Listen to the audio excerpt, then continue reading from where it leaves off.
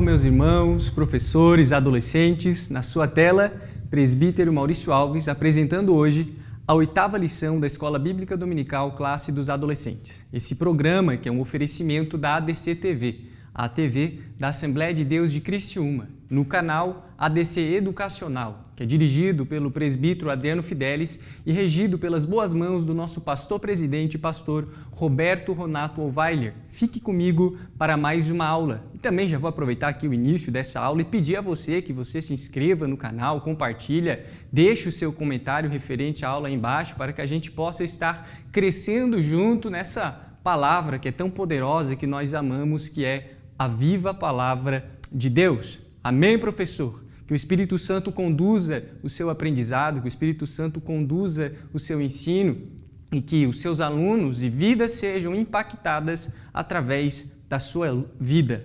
Amém? Vamos lá então para mais uma aula, lição de número 8, hoje, que tem como tema o novo nascimento e a justificação. E aqui a gente já vê, né? Creio que direcionado pelo Espírito Santo, o nosso amigo que fez esses slides, ele já colocou referência a uma mudinha que está se desenvolvendo, que está crescendo, uma mão carregada de terras e uma mudinha crescendo ali entre as mãos. Então nós já observamos que quando nós falamos de um novo nascimento, nós estamos falando de um crescimento. E aqui também é algo, já vou falar nessa parte, para a gente aproveitar a imagem que está na tela, que você pode fazer também uma dinâmica em sala de aula referente a esse processo que acontece na natureza. Eu me lembro que no ensino fundamental eu tinha aula de meio ambiente e um dos trabalhos que os professores realizavam em sala de aula era ver ali o brotinho de feijão brotar e se desenvolver e crescer e começar a gerar vida. Às vezes nós não fizemos isso, nós não aproveitamos dessas dinâmicas que facilitam a memorização do conteúdo para os nossos alunos. Então essa técnica, essa dinâmica, essa ação prática você também pode realizar com seus alunos, trazendo para o lado espiritual. Nós já vamos falar um pouco mais sobre isso no decorrer da lição, a respeito desse crescimento que é necessário para todo crente que nasce de novo, toda pessoa que nasce de novo. Vamos lá então, a leitura bíblica que se encontra em João, capítulo 3, versículo 3 a 8, e Romanos, capítulo 5, versículo 9 e 10. Bom, coloque seus alunos para fazerem a leitura, professor. Não leia tudo sozinho. Quando chamado para se retratar dos seus escritos diante da Dieta de Worms, em 1521, um homem conhecido por nós como Martinho Lutero respondia dizendo: a não ser que eu seja convencido pelas Sagradas Escrituras ou por razão evidente, não posso retratar-me. Minha consciência é cativa da palavra de Deus e agir contra a consciência não é certo e nem seguro. O reformador mais conhecido por nós, o popular, Martinho Lutero, por todas as religiões, ele dizia e considerava as Escrituras Sagradas como a única fonte da verdade, quando ele afirmava que as Escrituras nunca erram. Mas por que você está falando isso na leitura bíblica? Bom, esse livro que hoje nós temos de uma forma ou de um acesso muito fácil no Brasil, nem sempre foi assim, nem sempre foi dessa maneira. Há muitas pessoas que morreram para defender a veracidade da palavra de Deus. Reformadores que foram levados ao cativeiro, jogados no fogo.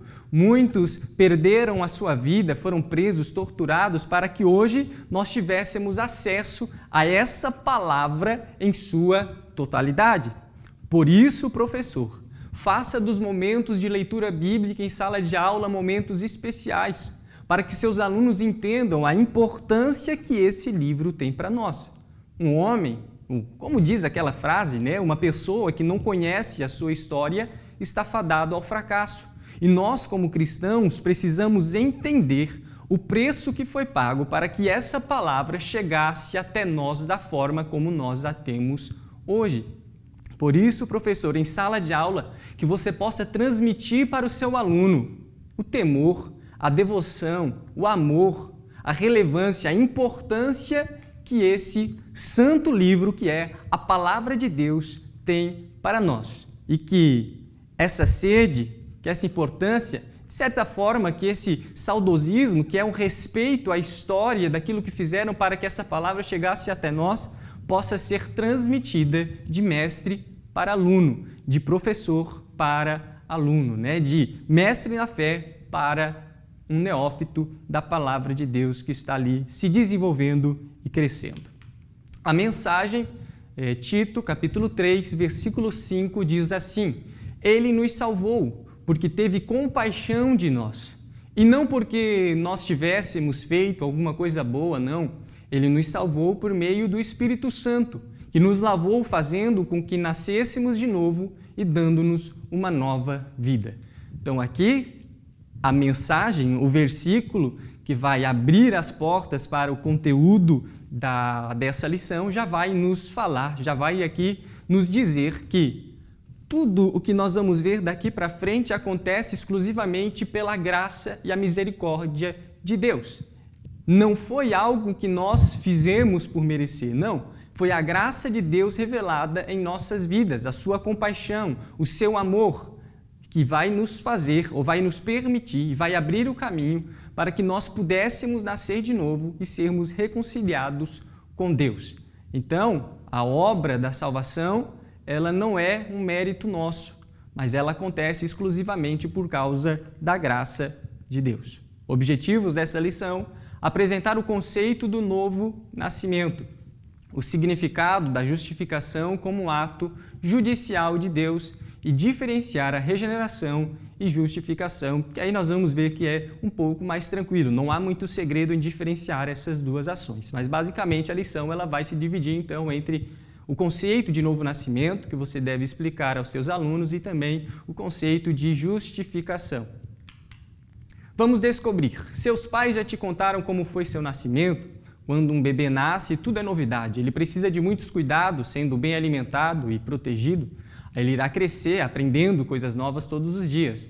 Assim também, da mesma forma, é com quem entrega sua vida a Jesus. No início da nossa caminhada com Ele, nós somos como recém-nascidos na fé e dia após dia precisaremos aprender e crescer. Vamos estudar mais sobre isso, então vamos entrar na lição. Tópico 1. O que é um novo nascimento? A utilização do termo novo nascimento faz parte de uma comparação figurativa. Bom, quando a gente vai para a Bíblia Sagrada, nós vamos perceber que ela é cheia de metáforas, de analogias, de comparações, de ilustrações.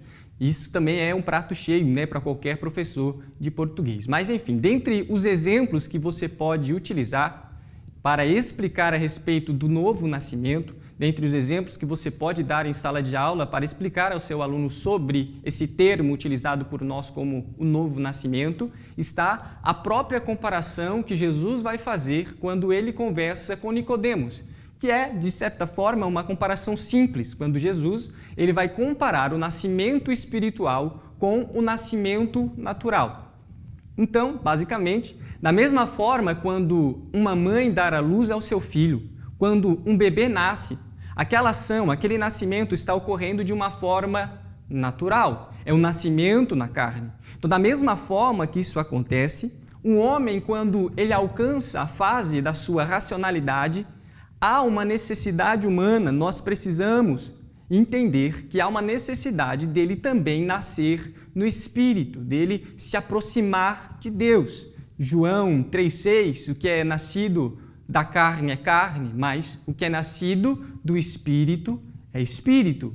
O que é nascido da carne nasceu de uma forma natural, mas o que é nascido do Espírito precisa nascer para uma vida também plenamente espiritual. Então, se no nascimento natural, quando uma criança nasce, quando uma mãe gera luz, quando esse nascimento carnal ocorre, a criança, nós observamos que ela precisa de uma atenção redobrada dos seus pais. Quem aqui já teve filho sabe como é que nas primeiras semanas, nos primeiros meses, os pais nem conseguem dormir direito porque precisam estar com a sua atenção voltada para aquele bebê, para aquela criança. A mãe amamenta, os pais precisam alimentar com os nutrientes necessários, lhe leva para o médico e faz vacina. Quem é pai sabe o corre que é.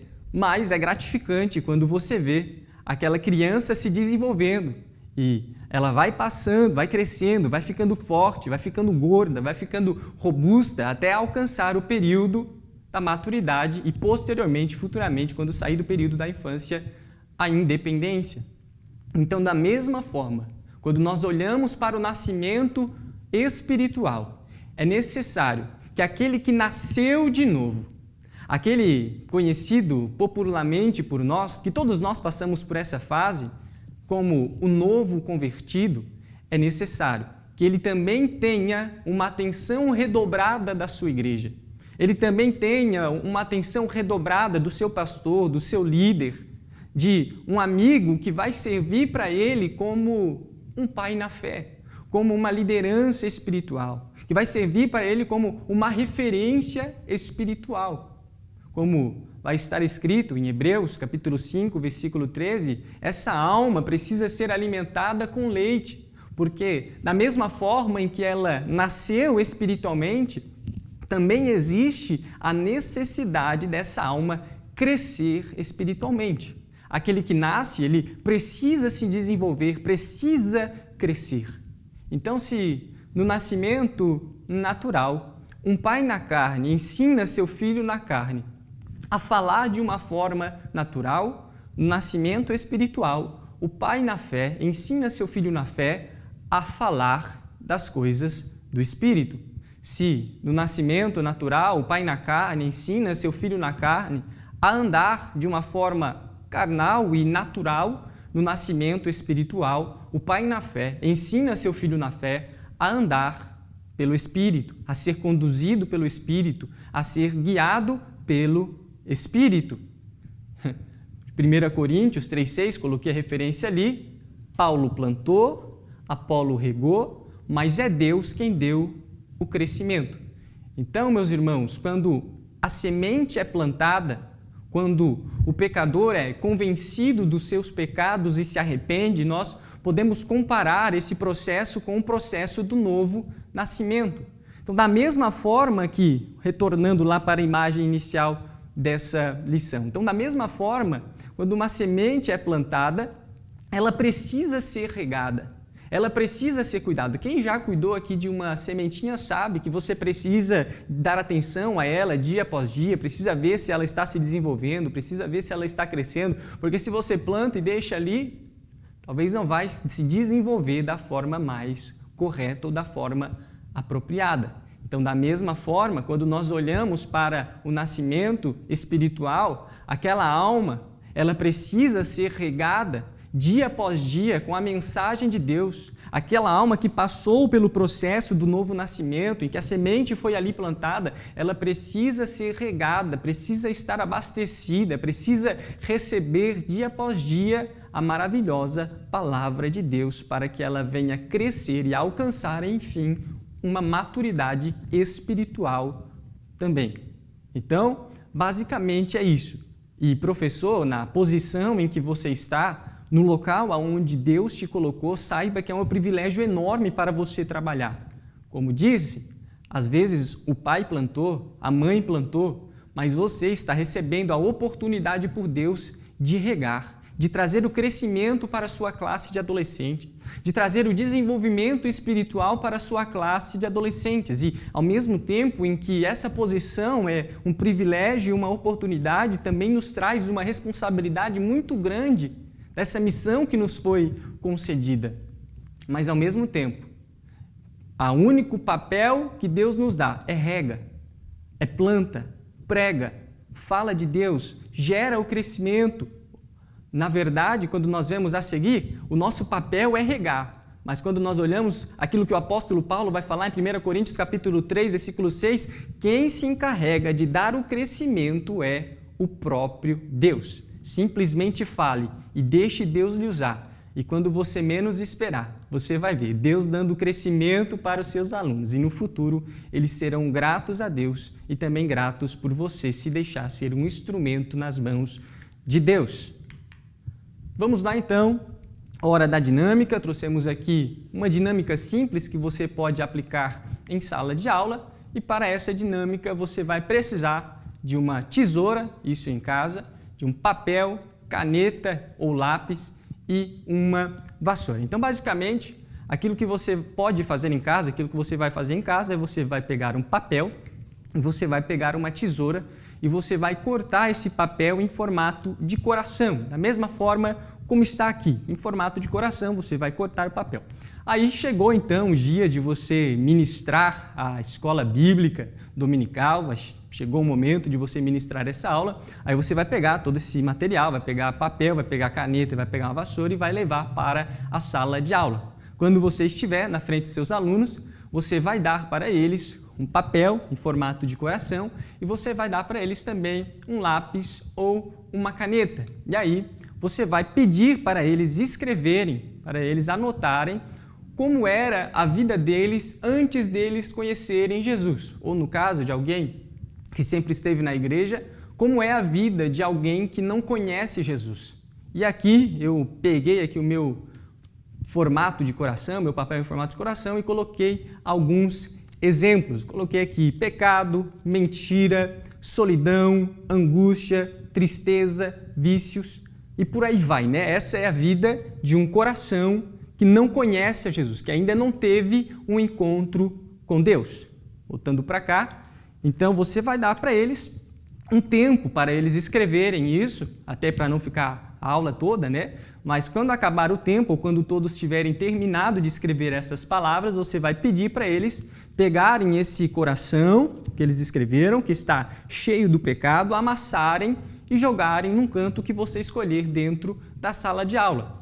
E aí, professor, a partir disso, você vai pegar a vassoura e você vai deixar Deus te usar, né? Dá lugar em sala de aula, deixa o Espírito Santo lhe direcionar. A verdade é que você vai pegar a vassoura, vai começar a limpar o ambiente e vai começar a ministrar dizendo, né?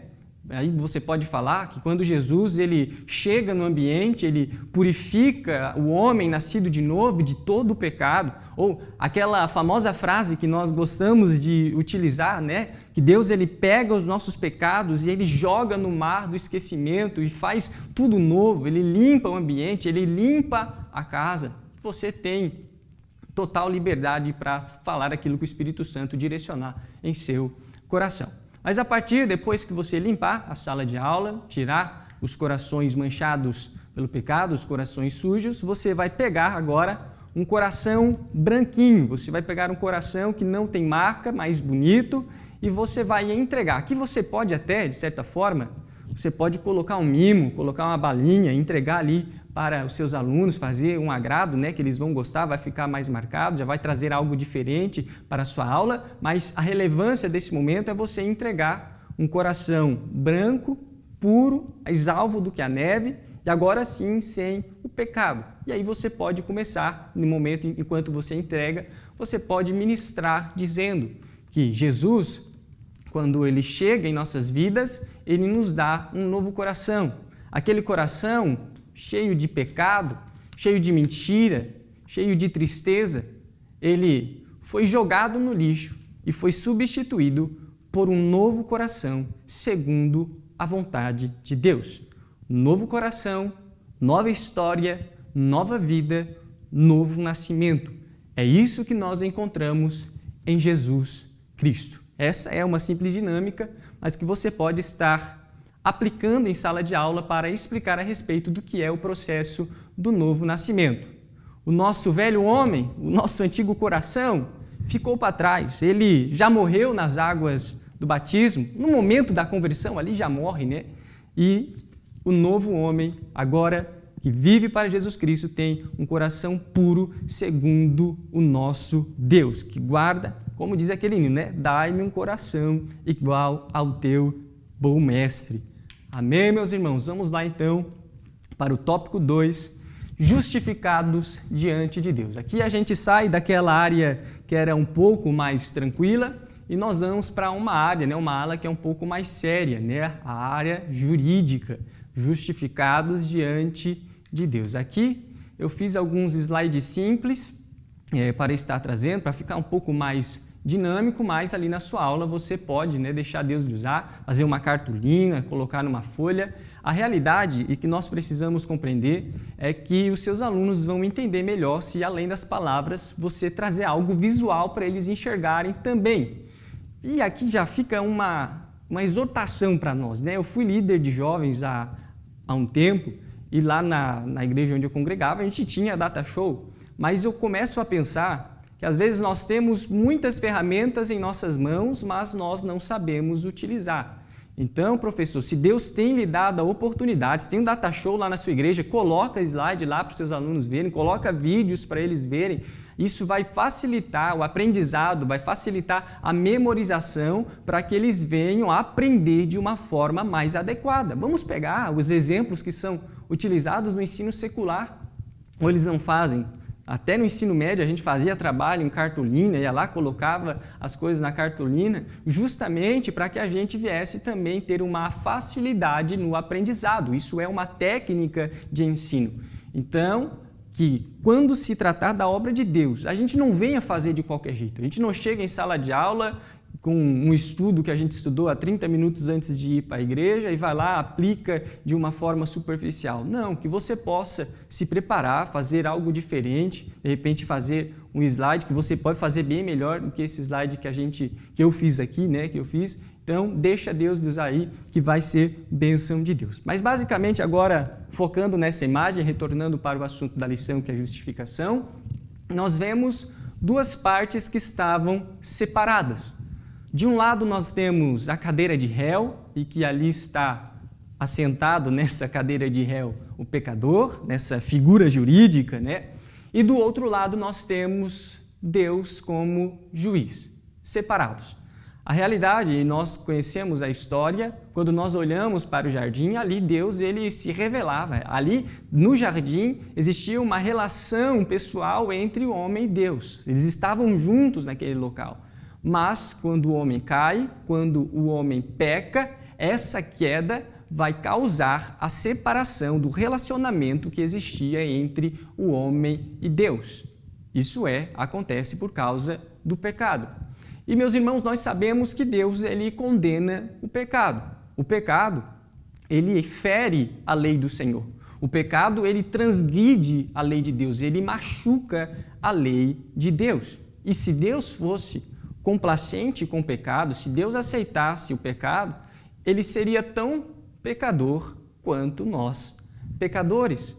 Mas nós servimos a um Deus santo, nós servimos a um Deus justo. Nós estamos falando aqui de um Deus que é justiça. Então, a justiça do justo juiz deve ser aplicada. Melhorando aqui, a justiça do justo juiz será aplicada.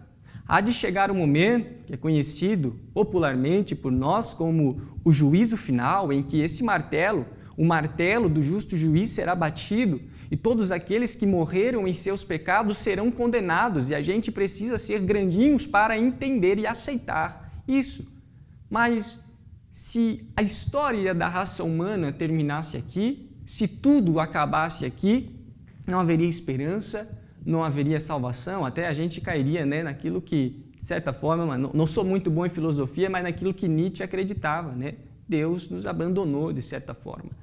Mas nós conhecemos, exclusivamente pela graça de Deus, um plano maravilhoso de salvação que alcança todos aqueles que têm fé. João 3,16, nós vemos um Deus Pai que entrega o próprio Filho, porque Deus amou o mundo de tal maneira que entregou seu Filho unigênito. E aqui a gente já observa que o caminho para a reconciliação entre o réu pecador e Deus seria Jesus Cristo. Mas de que forma isso aconteceria? De que forma aconteceria essa reconciliação? De que forma o réu pecador seria justificado diante de um juiz justo?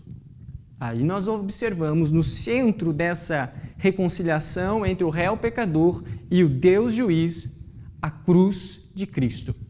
Hebreus, capítulo 9, versículo 22, sem derramamento de sangue não há remissão de pecados. Sem sangue ser derramado, não há remissão de pecados. Era necessário que o sangue de um justo fosse derramado para que o réu pecador fosse liberto da sua condenação.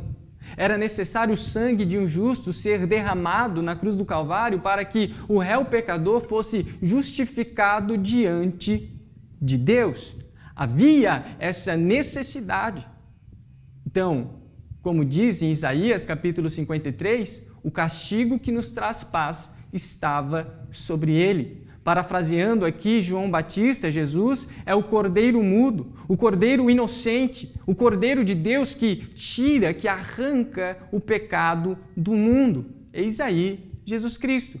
Então, se antes havia essa separação entre homem e Deus, através do sangue de Jesus Cristo que foi vertido na cruz do Calvário. 1 Pedro, capítulo 2, versículo 24, carregando Ele mesmo em seu corpo sobre o madeiro os nossos pecados. Nosso Jesus carregou sobre si todos os nossos pecados, aquilo que de certa forma antes nos fazia chorar, nos trazia tristeza, nos trazia angústia, Cristo carregou sobre Ele. 2 Coríntios 5, 21, porque Deus fez aquele que não tinha pecado algum, mas se tornou pecado para que nós fôssemos feitos justiça de Deus. Olha a profundidade dessa passagem e dessa palavra. Nós estamos falando aqui de um Deus santo, de um Deus maravilhoso, que se tornou pecado para que nós alcançássemos esse caminho de justificação. Então, através do sangue de Jesus, nós fomos reconciliados com Deus. Então, quando Jesus ele carrega sobre si os nossos pecados, ele carrega sobre a cruz os nossos pecados. Ou, utilizando aqui o exemplo que o apóstolo Paulo vai usar em 2 Coríntios capítulo 5, versículo 21, quando Jesus Cristo, mesmo sendo santo, mesmo sendo puro, mesmo sendo justo, ele se torna pecado. Jesus, naquele momento, ele estava assumindo o lugar do réu. Ele estava assentando naquela cadeira que deveria ser a cadeira onde nós deveríamos estar assentados, mas ele sentou lá, ele sofreu aquilo que nós deveríamos sofrer e pagou o preço que nós deveríamos pagar. Jesus assume o lugar de réu e somente ele poderia pagar o preço que foi pago. E quando Jesus Cristo faz isso, o réu pecador, ou o pecador arrependido, dessa forma é melhor dizer, ele alcança um caminho de justiça, de justificação, que o reconcilia com Deus Pai. E nós observamos que tudo que eu falei até aqui, o nosso único papel, quando eu falei de homem aqui, foi quando o homem caiu no jardim. Depois, a obra por seguinte é tudo a graça, a misericórdia de Deus. É um Deus que entrega seu filho, um filho que vem e morre, é tudo Deus, é tudo Ele. O nosso único papel, aquilo que nós devemos fazer, aquilo que Deus nos pede, é creia. Creia em Deus, crede também em Jesus. Na casa de Deus Pai há muitas moradas. Nós precisamos simplesmente acreditar naquilo que o nosso Deus fez para que nós venhamos a alcançar essa graça, essa misericórdia e sermos salvos. Como diz, o justo viverá pela fé. O pecador é justificado pela fé na obra vicária, pela fé no sacrifício de Cristo, na fé daquilo que Deus fez. E a fé, que é também dom de Deus. Então, nós vemos, meus irmãos, que toda essa obra da justificação, toda a obra vicária, tudo aquilo que ocorreu, é tudo a graça, a misericórdia de Deus, da qual nós fomos contemplados por essa bênção. E isso é motivo de alegria e de nós saltarmos de felicidade, de nós nos emocionarmos. E cada vez que nós falarmos essa palavra, nós transmitir a realidade e a significância que isso tem para nós e que você possa transmitir isso para os seus alunos em sala de aula. Tópico 3, então, para finalizar. Tópico 3 não há muito segredo, que a comparação, a diferenciação entre o novo nascimento e a justificação. O novo nascimento, ele é uma experiência pessoal em que o homem é regenerado e transformado. Então, basicamente, o novo nascimento é algo pessoal, a partir do momento em que nós cremos em Jesus.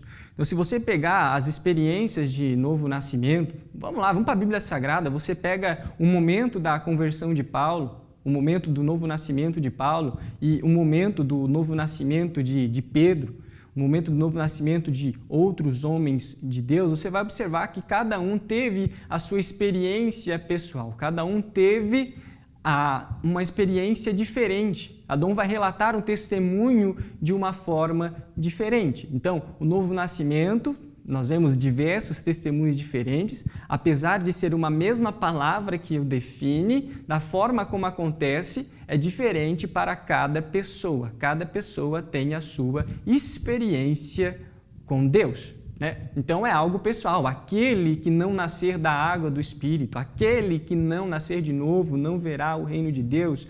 Então há essa necessidade de nós nascermos de novo, mas no âmbito pessoal, de nós sermos alcançados pela graça de Deus, sermos confrontados pela palavra, aceitarmos Jesus e mudarmos de vida.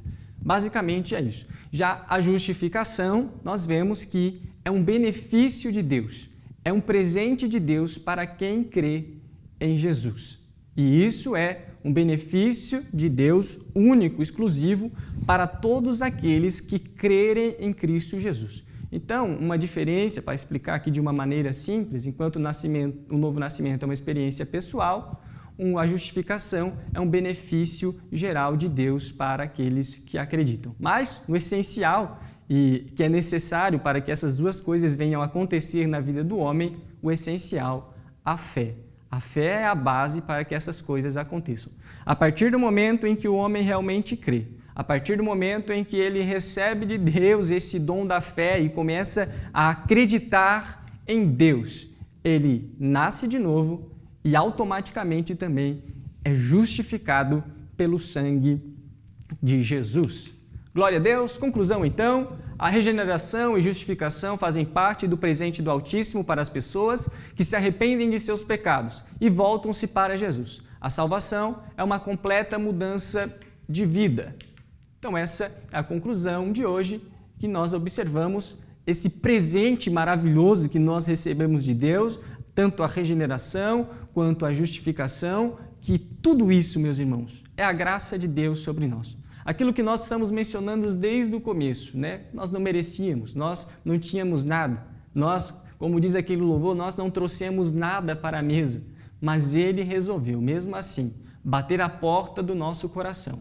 E feliz aquele que crê, que abre a porta, deixa Ele entrar e participa dessa ceia maravilhosa com o Senhor e todos os seus benefícios. Que você possa, professor, ser usado por Deus para instruir os seus alunos nesse conhecimento da palavra e que eles sejam impactados e transformados pela sua vida. Glória a Deus, que Deus abençoe grandemente. Vem se inscrever no canal, compartilha, ativa o sininho aí embaixo. Esse programa aqui, né, que é o oferecimento da ADC TV, a TV da Assembleia de Deus de Criciúma. Esse é o presbítero Maurício Alves, essa é a sua aula de hoje. Fique com Deus, que Deus lhe abençoe e lhe capacite cada vez mais para realizar a obra do Senhor. Amém?